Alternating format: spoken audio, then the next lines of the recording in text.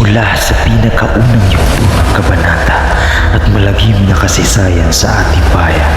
Nagumpisa noong pagsubok ng mga Kastila sa pangunguna ni Magellan sa Isla Mactan laban sa pinuno ng isla, si Dato Lapu-Lapu. Nangyari ang mga madugong labanan, masiding karahasan hanggang nakamit ang tagumpay sa Mactan. Ngunit hindi nagtapos ang pakikibaka nating Pilipino. Paglipas ng taon, naganap ang madilim na kabanata sa ating kasaysayan, ang pagpaslang sa tatlong paring martir na Gomporza. Ang naganap naging itsa ng malawak na kilusan para sa kalayaan. Sumiklab ang sigaw ng pugad langit sa pangunguna ni Andres Bonifacio upang maghimagsik. Dumating ang mga Amerikano at muling sinubok ang tatag ng mga Pilipino. Nagpatuloy ang digmaan, nagpatuloy ang sakripisyo.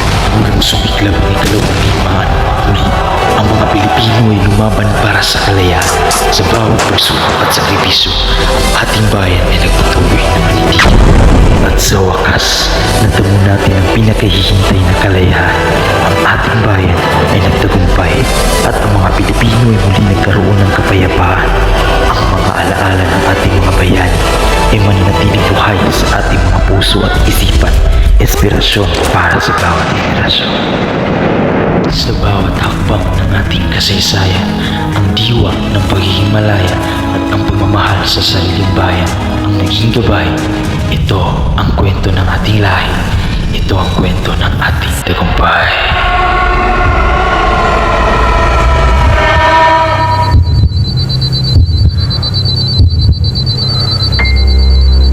Ako si Daniel Ibanez at ito ang aking kwento.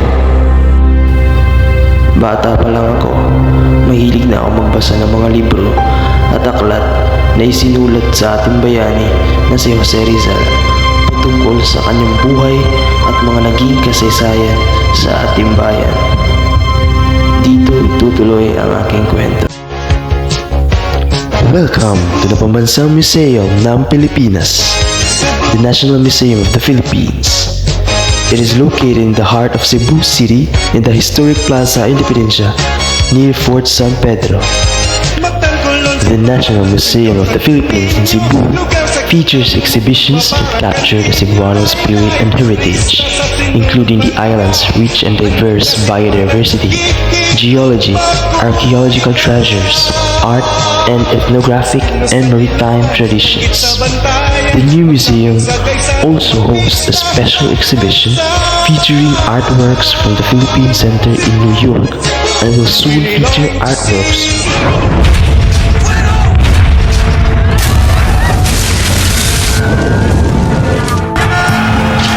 Now, let's go to the island of Mactan, the Mactan proper Lapu-Lapu City. Mactan is the improbable site of the defining moments in the Philippines' history, the Lapu-Lapu.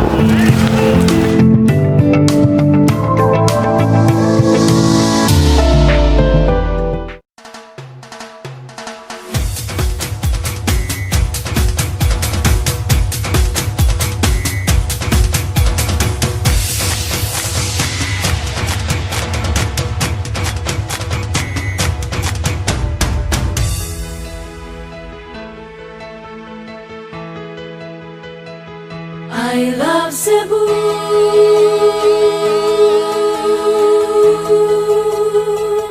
I love Cebu.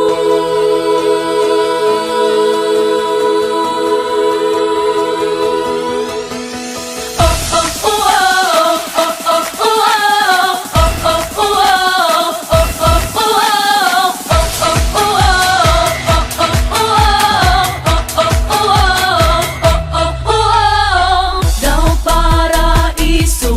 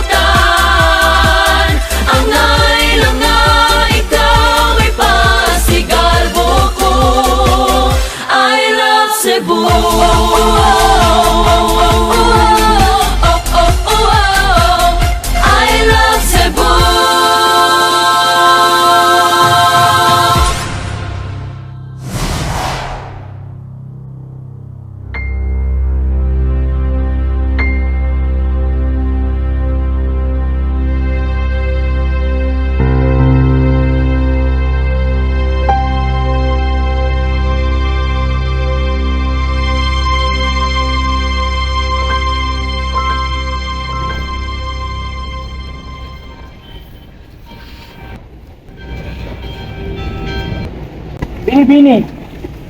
Ang yung barya.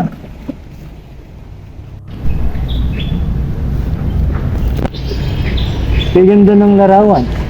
Salamat, Ginoo. Wala ka naman. At doon, unti-unti kong naalala lahat. Natuklasan ang mga pangyayari, katapangan at sakripisyo sa ating bayani. Doon sa wangis na nakaluma sa barya, muling nabuhay ako at sa muli ang ating minamahal na bayani, si Dr. Jose Rizal.